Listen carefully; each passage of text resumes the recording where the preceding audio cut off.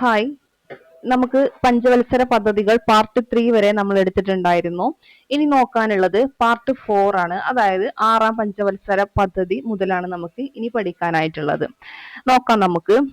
6ാം പഞ്ചവത്സര പദ്ധതിയുടെ കാലഘട്ടം എന്ന് പറയുന്നത് 1980-85 ആ ഒരു കാലഘട്ടത്തിലാണ്.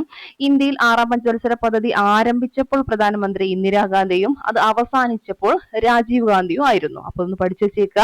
6ാം പഞ്ചവത്സര പദ്ധതി ആരംഭിച്ചപ്പോൾ ഇന്ദിരാഗാന്ധി ആയിരുന്നു പ്രധാനമന്ത്രി. എന്നാൽ 6ാം പഞ്ചവത്സര പദ്ധതി അവസാനിച്ച സമയത്ത് രാജീവ് ഗാന്ധിയും ആയിരുന്നു. 6ാം പഞ്ചവത്സര പദ്ധതി മുന്നോട്ട് വെച്ച ലക്ഷ്യങ്ങൾ എന്ന് പറയുന്നത് ഒന്ന്, കാർഷിക വ്യാവസായിക അടിസ്ഥാന സൗകര്യം. എന്താണ്? കാർഷിക വ്യാവസായിക അടിസ്ഥാന സൗകര്യം. 6ാം പഞ്ചവത്സര പദ്ധതി മുന്നോട്ട് വെച്ച ലക്ഷ്യങ്ങളിൽ ഒന്നാണ് കാർഷിക വ്യാവസായിക അടിസ്ഥാന സൗകര്യം.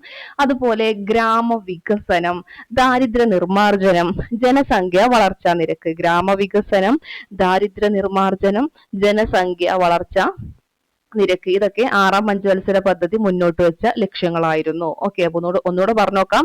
കാർഷിക വ്യാവസായിക അടിസ്ഥാന സൗകര്യം, ഗ്രാമവികസനം, ദാരിദ്ര്യ നിർമ്മാർജ്ജനം, ജനസംഖ്യ വളർച്ചാ നിരക്ക്.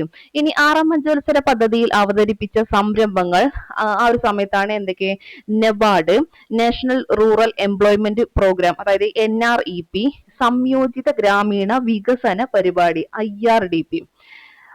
ആലോചിച്ച് വെച്ചേക്കുക. NABARD, national rural employment programme, സംയോജിത ഗ്രാമീണ വികസന പരിപാടി. സംയോജിത ഗ്രാമീണ വികസന പരിപാടി 1944 ഗാന്ധിയൻ പ്ലാനിലെ ആശയങ്ങൾ ഉൾക്കൊണ്ട പഞ്ചവത്സര പദ്ധതിയാണ് ഈ ഒരു പഞ്ചവത്സര പദ്ധതി എന്ന് പറയുന്നത്. അപ്പോ ഗാന്ധിയൻ പ്ലാൻ 1944 അതിലെ ആശയങ്ങൾ ഉൾക്കൊണ്ട പഞ്ചവത്സര പദ്ധതിയാണ് 6ാം പഞ്ചവത്സര പദ്ധതി. ഗാന്ധിയൻ മോഡൽ പ്ലാൻ എന്നറിയപ്പെടുന്ന പഞ്ചവത്സര പദ്ധതി. ഇത് ലക്ഷ്യം വെച്ച വളർച്ചാ നിരക്ക് 5.2%, എന്നാൽ കൈവരിച്ചത് 5.7% ആയിരുന്നു. 1951 മുതൽ 1980 വരെയുള്ള ശരാശരി വളർച്ചാ നിരക്കിനെ, അതായത് 3.5% വളർച്ചാ നിരക്ക് എന്താണ്? ഹിന്ദു വളർച്ചാ നിരക്ക് എന്ന് വിശേഷിപ്പിച്ചത് രാജ് കൃഷ്ണയായിരുന്നു. 1951 മുതൽ 80 വരെയുള്ള ശരാശരി വളർച്ചാ നിരക്കിനെ ഹിന്ദു വളർച്ചാ നിരക്ക് എന്ന് വിശേഷിപ്പിച്ചത് രാജ് കൃഷ്ണയായിരുന്നു. ഓക്കെ, അടുത്തത് ഇന്ത്യയിൽ സാമ്പത്തിക ഉദാരവൽക്കരണത്തിന്, അതായത് എക്കണോമിക് ലിബറലൈസേഷൻ എന്ന് പറയും, അതിന് തുടക്കമിട്ട പദ്ധതിയാണ് 6ാം പഞ്ചവത്സര പദ്ധതി. ഇന്ത്യയിൽ സാമ്പത്തിക ഉദാരവൽക്കരണത്തിന് തുടക്കമിട്ട പദ്ധതി ചോദിച്ചാൽ 6ാം പഞ്ചവത്സര പദ്ധതിയാണ്. നെഹ്റുവിയൻ സോഷ്യലിസ്റ്റ് സമ്പദ് വ്യവസ്ഥയുടെ അന്ത്യമായിട്ടാണ് 6ാം പഞ്ചവത്സര പദ്ധതിയെ കാണുന്നത്. നെഹ്റുവിയൻ സോഷ്യലിസ്റ്റ് സമ്പദ് വ്യവസ്ഥയുടെ അന്ത്യമായിട്ടാണ് 6ാം പഞ്ചവത്സര പദ്ധതിയെ കാണുന്നത്. അപ്പൊ കിട്ടിയിട്ടുണ്ടാവുമെന്ന് വിചാരിക്കുന്നു. നമ്മള് എന്താ പറയാ, വീണ്ടും വീണ്ടും പറയുമ്പം അത്രയും വീഡിയോയുടെ ലെങ്ത് കൂടി പോകും. അപ്പൊ നിങ്ങൾ എന്ത് ചെയ്യുക, പെട്ടെന്ന് അഥവാ ഇനി എന്തെങ്കിലും കിട്ടാത്തതുണ്ടെങ്കിൽ ഒന്ന് ബാക്ക് അടിച്ചിട്ട് ഒന്നും കൂടെ കേട്ടോക്കുക കേട്ടോ. ഇനി അടുത്തത് 7ാം പഞ്ചവത്സര പദ്ധതി എന്ന് പറയുമ്പോൾ അത് 85 മുതൽ 90 വരെയാണ് കാലഘട്ടം. 1985-90 ഇത് നടപ്പാക്കിയപ്പോൾ പ്രധാനമന്ത്രി ആരായിരിക്കും? നമ്മൾ നേരത്തെ പറഞ്ഞു 6ാം പഞ്ചവത്സര പദ്ധതി സമയത്ത് ആരായിരുന്നു? ഇന്ദിരാഗാന്ധി ആയിരുന്നു പ്രധാനമന്ത്രി തുടക്കത്തില്. പിന്നെ അവസാനിച്ചപ്പോൾ രാജീവ് ഗാന്ധി. അപ്പൊ ഇവിടെ 7ാം പഞ്ചവത്സര പദ്ധതി നടപ്പാക്കിയപ്പോൾ ആരായിരിക്കും പ്രധാനമന്ത്രി? രാജീവ് ഗാന്ധി. അതുപോലെ 7ാം പഞ്ചവത്സര പദ്ധതിയുടെ ഉപാധ്യക്ഷൻ മൻമോഹൻ സിംഗ് ആയിരുന്നു. 7ാം പഞ്ചവത്സര പദ്ധതിയുടെ മുഖ്യ ശില്പി എന്നറിയപ്പെടുന്നത് സാം പിത്രോഡ. ആരാണ്? സാം പിത്രോഡ. 7ാം പഞ്ചവത്സര പദ്ധതി സാം പിത്രോഡ. അപ്പോ 7 അപ്പോ ഇത് കിട്ടിയല്ലോ. അങ്ങനെ എന്തെങ്കിലും ഒന്ന് വെച്ചിട്ട് നമ്മൾ കണക്ട് ചെയ്ത് നോക്കാം കേട്ടോ. അപ്പൊ സാം പിത്രോഡ 7ാം പഞ്ചവത്സര പദ്ധതിയുടെ മുഖ്യ ശില്പി സാം പിത്രോഡയാണ്. 7ാം പഞ്ചവത്സര പദ്ധതിയുടെ ഉപാധ്യക്ഷൻ ആരാണ്? മൻമോഹൻ സിംഗ്. ഇത് ലക്ഷ്യം വെച്ച വളർച്ചാ നിരക്ക് 5%, എന്നാൽ 7ാം പഞ്ചവത്സര പദ്ധതി കൈവരിച്ച വളർച്ചാ നിരക്ക് 6% ആണ്. ഇനി 7ാം പഞ്ചവത്സര പദ്ധതിയുടെ ലക്ഷ്യങ്ങൾ എന്ന് പറയുമ്പോൾ ആധുനികവൽക്കരണം, തൊഴിലവസരങ്ങൾ വർദ്ധിപ്പിക്കുക, വിവര സാങ്കേതിക വിദ്യയുടെ പുരോഗതി, വാർത്താവിനിമയ മേഖലയുടെ പുരോഗതി, അതുപോലെ ഭക്ഷ്യ ഉൽപ്പന്നങ്ങളുടെ ഉൽപാദനം ത്വരിതപ്പെടുത്തുക. സാമ്പത്തിക വളർച്ചയിൽ മനുഷ്യ മൂലധനത്തിന്റെ പങ്ക് തിരിച്ചറിഞ്ഞ പഞ്ചവത്സര പദ്ധതിയാണിത്. സാമ്പത്തിക വളർച്ചയിൽ മനുഷ്യ മൂലധനത്തിന്റെ, അതായത് ഹ്യൂമൻ ക്യാപിറ്റലിന്റെ പങ്ക് തിരിച്ചറിഞ്ഞ പഞ്ചവത്സര പദ്ധതിയാണ് 7ാം പഞ്ചവത്സര പദ്ധതി എന്ന് പറയുന്നത്. അപ്പൊ ആധുനികവൽക്കരണം, തൊഴിലവസരങ്ങൾ വർദ്ധിപ്പിക്കുക, വിവര സാങ്കേതിക വിവരസാങ്കേതിക വിദ്യയുടെ പുരോഗതി, വാർത്താവിനിമയ മേഖലയുടെ പുരോഗതി, ഭക്ഷ്യ ഉൽപ്പന്നങ്ങളുടെ ഉൽപാദനം ത്വരിതപ്പെടുത്തുക. അപ്പൊ ഒന്നുകൂടെ ആലോചിച്ച് നോക്കാം. 7ാം പഞ്ചവത്സര പദ്ധതി ആധുനികവൽക്കരണം, തൊഴിലവസരങ്ങൾ വർദ്ധിപ്പിക്കുക, വിവരസാങ്കേതിക വിദ്യയുടെ പുരോഗതി, വാർത്താവിനിമയ മേഖലയുടെ പുരോഗതി, ഭക്ഷ്യ ഉൽപ്പന്നങ്ങളുടെ ഉൽപാദനം ത്വരിതപ്പെടുത്തുക. ഇതൊക്കെയായിരുന്നു അതിന്റെ ലക്ഷ്യങ്ങൾ എന്ന് പറയുന്നത്. അപ്പോ ഹ്യൂമൻ ക്യാപിറ്റൽ അഥവാ മനുഷ്യ മൂലധനത്തിന്റെ പങ്ക് തിരിച്ചറിഞ്ഞ പഞ്ചവത്സര പദ്ധതിയാണ് ഏതെന്ന് പറയുന്നത് 7ാം പഞ്ചവത്സര പദ്ധതി എന്ന് പറയുന്നത്. ഇന്ത്യൻ ഐടിയുടെ പിതാവാരാം? രാജീവ് ഗാന്ധി. ഇന്ത്യൻ വാർത്താവിനിമയത്തിന്റെ പിതാവാരാ? സാം പിത്രോഡ. ആരായിരുന്നു സാം പിത്രോഡ? നമ്മൾ നേരത്തെ പറഞ്ഞല്ലോ സാം പിത്രോഡ. 7ാം പഞ്ചവത്സര പദ്ധതിയുടെ മുഖ്യ ശില്പിയാണ് സാം പിത്രോഡ എന്ന് പറയുന്നത്. അപ്പോ ഇന്ത്യൻ വാർത്താവിനിമയത്തിന്റെ പിതാവ് ചോദിച്ചാലും ആരാണ്? സാം പിത്രോഡയാണ്. ഇന്ത്യൻ ഐടിയുടെ പിതാവ് രാജീവ് ഗാന്ധി. ഇനി പറയുന്നത് വാർഷിക പദ്ധതി. 1989 ഡിസംബർ 2 മുതൽ 1990 നവംബർ 10 വരെ രാജീവ് ഗാന്ധിയെ തുടർന്ന് പ്രധാനമന്ത്രിയായിരുന്നത് വി പി സിംഗ് ആണ്. 1989 ഡിസംബർ 2 മുതൽ 1990 നവംബർ 10 വരെ രാജീവ് ഗാന്ധിയെ തുടർന്ന് പ്രധാനമന്ത്രിയായിരുന്നത് ആരാണ്? അത് വി പി സിംഗ് ആയിരുന്നു. ഓക്കെ, വി പി സിംഗ് ആണ് 89 ഡിസംബർ 2 മുതൽ 90 നവംബർ 10 വരെ ഓക്കെ രാജീവ് ഗാന്ധിയെ തുടർന്ന് പ്രധാനമന്ത്രിയായിരുന്നത് വി പി സിംഗ് ആയിരുന്നു. 7ാം പഞ്ചവത്സര പദ്ധതിയെ തുടർന്നുണ്ടായ പദ്ധതിയാണ് വാർഷിക പദ്ധതികൾ അല്ലെങ്കിൽ ആനുവൽ പ്ലാൻ എന്ന് പറയുന്നത്. അതിന്റെ കാലഘട്ടം എന്ന് മുതൽ എന്ന് വരെയാണ് നമുക്കറിയാം 90 92, അതായത് 990 91 91 92. ഈ വാർഷിക പദ്ധതി സമയത്താണ് പുത്തൻ സാമ്പത്തിക നയങ്ങൾ ഇന്ത്യയിൽ നടപ്പിലാക്കിയത്. വാർഷിക പദ്ധതി സമയത്താണ് പുത്തൻ സാമ്പത്തിക നയങ്ങൾ ഇന്ത്യയിൽ നടപ്പിലാക്കിയത്. വാർഷിക പദ്ധതി സമയത്തെ പ്ലാനിംഗ് കമ്മീഷന്റെ ഉപാധ്യക്ഷൻ പദവി വഹിച്ചിരുന്നവർ ആരൊക്കെയെന്ന് ചോദിച്ചാൽ ഹാർ ഹെഗ്ഡെ, പിന്നെന്താണ് മധു ദണ്ഡവാതെ, മോഹൻ ദാരിയ, പ്രണബ് മുഖർജി. ഓക്കെ, വാർഷിക പദ്ധതി സമയത്തെ പ്ലാനിംഗ് കമ്മീഷന്റെ ഉപാധ്യക്ഷൻ പദവി വഹിച്ചവരാണ് ആർ ഹെഗ്ഡെ, മധു ദണ്ഡവാതെ, മോഹൻ ദാരിയ, ദെൻ പ്രണബ് മുഖർജി. ഓക്കെ ആണല്ലോ. വാർഷിക പദ്ധതി സമയത്താണ് പുത്തൻ സാമ്പത്തിക നയങ്ങൾ ഇന്ത്യയിൽ നടപ്പിലാക്കിയത്. അതൊന്ന് ഓർത്തു വെച്ചേക്കുക. വാർഷിക പദ്ധതി സമയത്താണ് പുത്തൻ സാമ്പത്തിക നയങ്ങൾ ഇന്ത്യയിൽ നടപ്പിലാക്കിയിട്ടുള്ളത്. ഇനി നോക്കാനുള്ളത് 8ാം പഞ്ചവത്സര പദ്ധതിയാണ്. അതിന്റെ കാലഘട്ടം 92 97 ആ ഒരു സമയത്താണ്. 8ാം പഞ്ചവത്സര പദ്ധതി ആരംഭിക്കുന്ന സമയത്തെ പ്രധാനമന്ത്രി പി വി നരസിംഹ റാവു ആണ് 8ാം പഞ്ചവത്സര പദ്ധതി ആരംഭിക്കുന്ന സമയത്ത് പ്രധാനമന്ത്രി. എന്നാൽ അവസാനിച്ചപ്പോൾ HD ദേവഗൌഡയായിരുന്നു. മനസ്സിലായോ? ആരാണ് 8ാം പഞ്ചവത്സര പദ്ധതി ആരംഭിച്ചപ്പോൾ പ്രധാനമന്ത്രി നമ്മുടെ ആരാണ്? പി വി നരസിംഹറാവു, പിന്നെ HD ദേവഗൌഡയാണ് അവസാനിച്ചപ്പോൾ.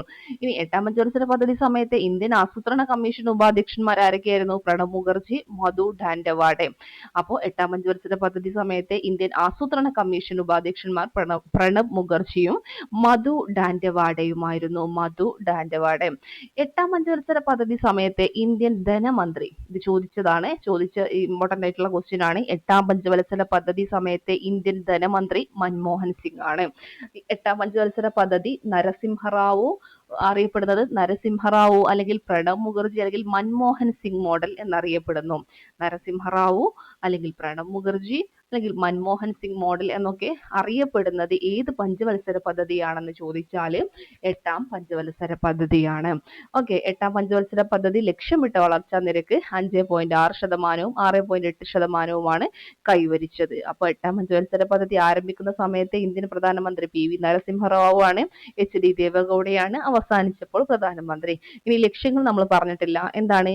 മാനവിക വികസനം അതായിരുന്നു അടിസ്ഥാന ലക്ഷ്യം എന്ന് പറയുന്നത്. 8ാം പഞ്ചവത്സര പദ്ധതിയുടെ അടിസ്ഥാന ലക്ഷ്യം മാനവിക വികസനം, അതുപോലെ പ്രാഥമിക വിദ്യാഭ്യാസം, ജലലഭ്യത വർധനവ്, ഇതൊക്കെ അതിന്റെ ലക്ഷ്യങ്ങളായിരുന്നു. പ്രാഥമിക വിദ്യാഭ്യാസം, ജലലഭ്യത വർധനവ്, പ്രാഥമിക വിദ്യാഭ്യാസം, അതുപോലെ ജലലഭ്യത വർധനവ്. കിട്ടിയല്ലോ.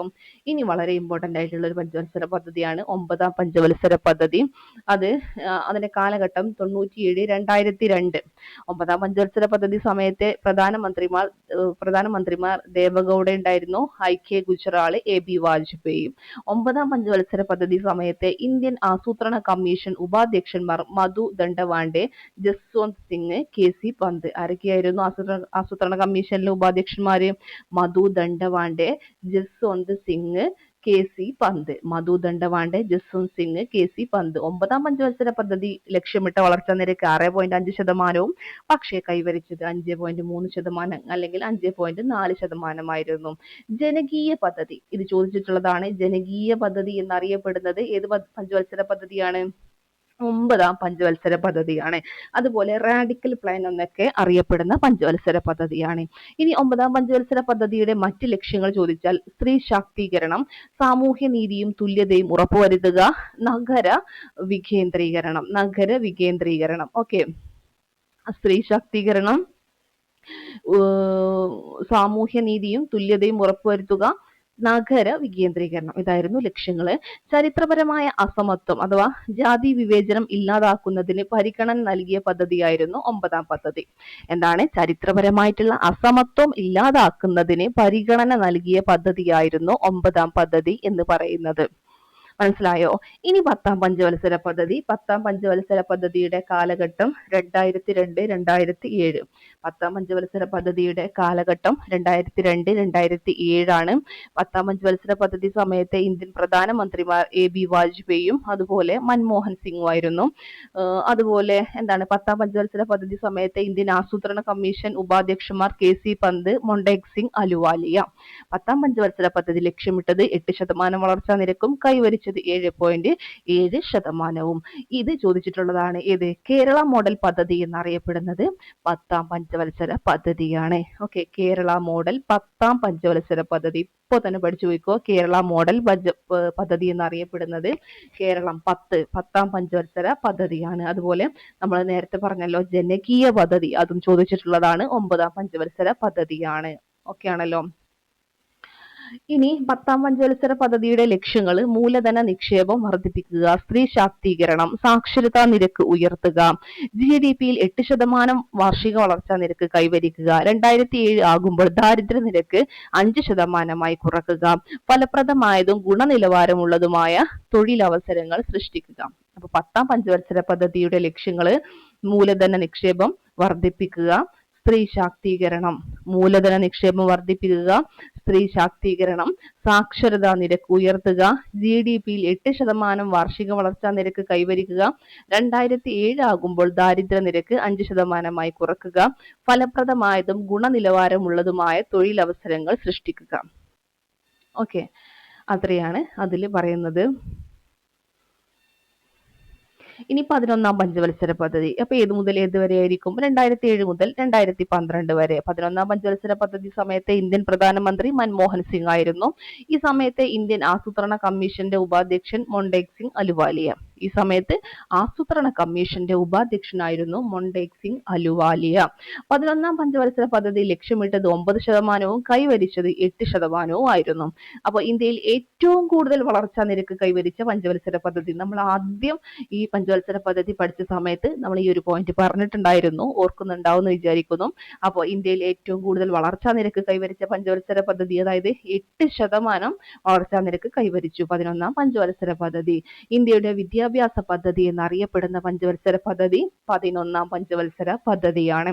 11ാം പഞ്ചവത്സര പദ്ധതിയുടെ ലക്ഷ്യം മുഴുവൻ ജനവിഭാഗങ്ങളുടെയും സമഗ്ര വികസനം.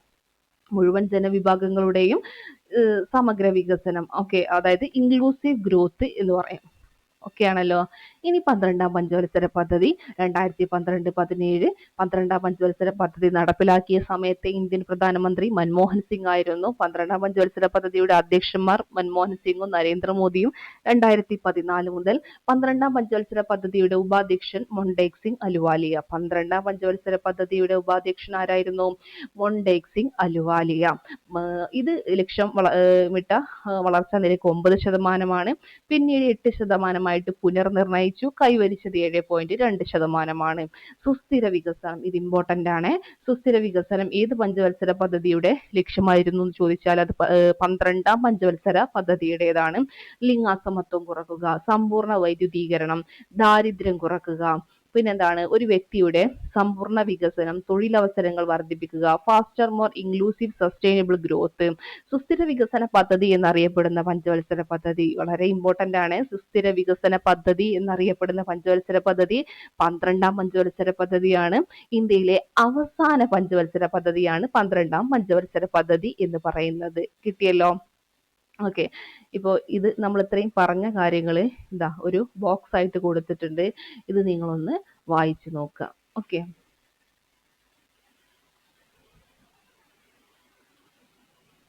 അപ്പൊ പ്രതീക്ഷിച്ചതിനേക്കാളും വളർച്ച കൈവരിച്ച പഞ്ചവത്സര പദ്ധതികൾ ഏതൊക്കെയെന്ന് ചോദിച്ചാല് ഒന്നാമത്തേതും 5, 6, 7, 8.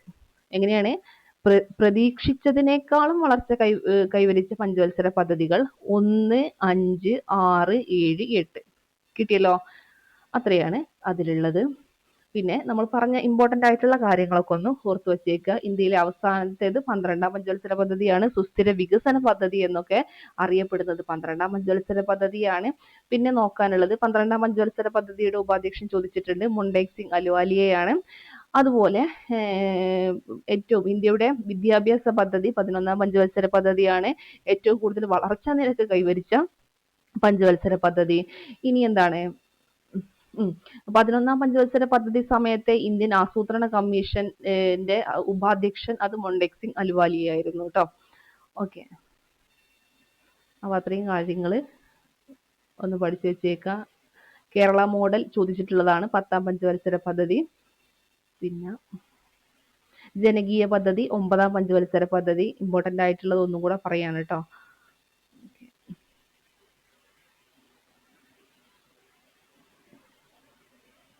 പിന്നെ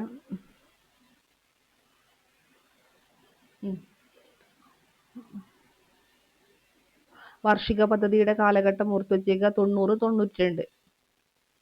ഓക്കെ, പിന്നെ ഇന്ത്യൻ വാർത്താവിനിമയത്തിന്റെ പിതാവ് ആരാണ്? സാം പിത്രോഡ. ഇന്ത്യൻ IT-യുടെ പിതാവ് ഒരുപാട് തവണ ചോദിച്ചിട്ടുള്ളതാണ്, രാജീവ് ഗാന്ധിയാണ്. 7ാം പഞ്ചവത്സര പദ്ധതിയുടെ മുഖ്യ ശില്പിയാണ് സാം പിത്രോഡ. ഉപാധ്യക്ഷനാരായിരുന്നു? മൻമോഹൻ സിംഗ് ആയിരുന്നു. ആ സമയത്ത് പ്രധാനമന്ത്രി രാജീവ് ഗാന്ധി ആയിരുന്നു. ഓക്കെ, അത്രയും കാര്യങ്ങൾ എന്ത് ചെയ്യുക, നബാർഡൊക്കെ ഏത് സമയത്താണെന്നുള്ളതൊന്നും ആലോചിച്ച് വെച്ചേക്കാം. ഈ ഒരു സമയത്ത് അവതരിപ്പിച്ച സംരംഭങ്ങളാണ് ഏത്? 6ാം പഞ്ചവത്സര പദ്ധതി സമയത്ത്. അതുപോലെ നാഷണൽ റൂറൽ എംപ്ലോയ്മെന്റ് പ്രോഗ്രാം, സംയോജിത ഗ്രാമീണ വികസന പരിപാടി, ഇതൊക്കെ. ഓക്കെ, അപ്പം അത്രയും കാര്യങ്ങളാണ് നമുക്ക് പഠിക്കാനായിട്ടുള്ളത്. അപ്പോൾ ഇത് ഞാൻ കുറച്ച് ലേറ്റായി. അപ്പോൾ നിങ്ങൾ എന്ത് ചെയ്യുക, മുമ്പ് നോക്കാത്തവരാണെങ്കിൽ ഇത് ഫുൾ കണ്ടിട്ട് വേണം അവിടെ പോയിട്ട് എക്സാം അറ്റൻഡ് ചെയ്യാനായിട്ട്. ഓക്കെ, അപ്പോൾ ശരി, താങ്ക് യു.